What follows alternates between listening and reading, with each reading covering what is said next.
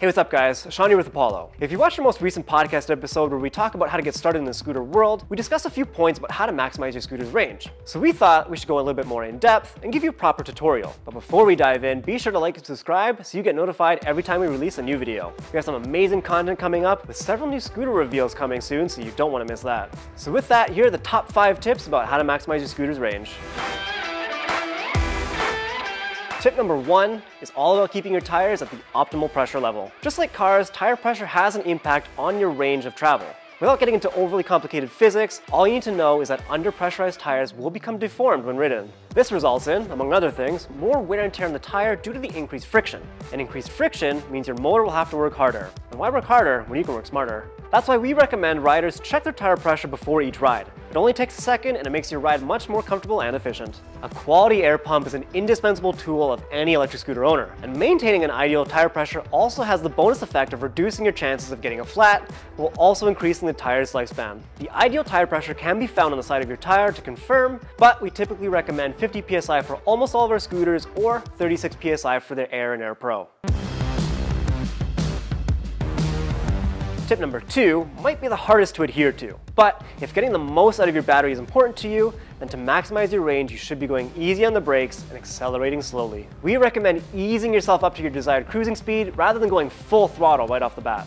And while you should never hesitate to slam on the brakes in an emergency, when possible, it's always best to coast into a full stop. By riding this way, not only will you gain more miles, it is also safer to ride as well. And your tires and your brake pads will thank you in the long run.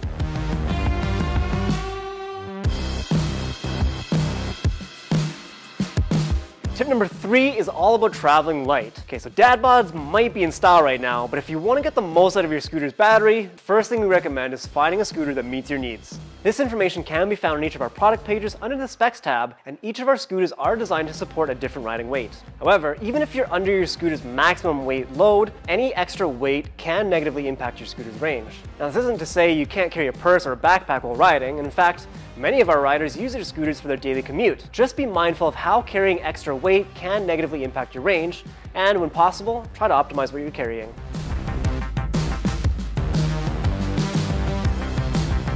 Tip number 4 is all about keeping your scooter clean. A clean scooter is a surefire way to help maximize your scooter's range. Over time, dirt and debris can build up around the tires of your scooter, creating friction. And anytime your motor has to work harder, you're killing your battery. After every ride, be sure to clean your tires, brakes, and underneath the front and rear fenders. You'd be amazed by the stuff that builds up there over time, and doing so will make a real difference in your scooter's range.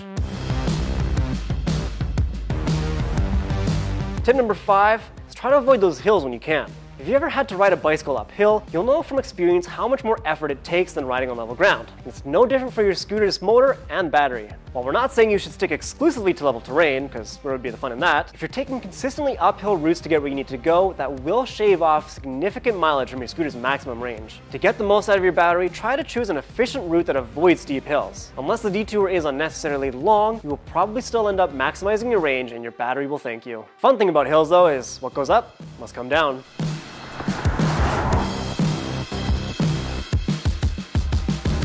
But wait, there's more. One of the most commonly asked questions is, how often and when should I be charging my scooter? We recommend never allowing your battery to fully deplete. Every time your battery is allowed to fully drain, you're using up one full charge cycle, and our batteries on average have a lifespan of 600 to 800 full charge cycles. We recommend riding until 25 to 50% of the battery is left and then bringing it in for a charge. Additionally, you may want to also cap the charge at around 90%, as this can also help preserve the lifespan of the battery. It's also good to know that our smart chargers will automatically shut off when the battery is full, so you can leave them plugged in overnight, but just don't leave them plugged in long term. At Apollo, we try to provide a more realistic range estimate so you know what to expect. We hope you found this video helpful in maximizing your scooter's range, and for more tips on how to best maintain your scooter, be sure to check out the link in the description box below. Let us know what kind of videos you want to see next, and don't forget to like and subscribe. As always, ride safe.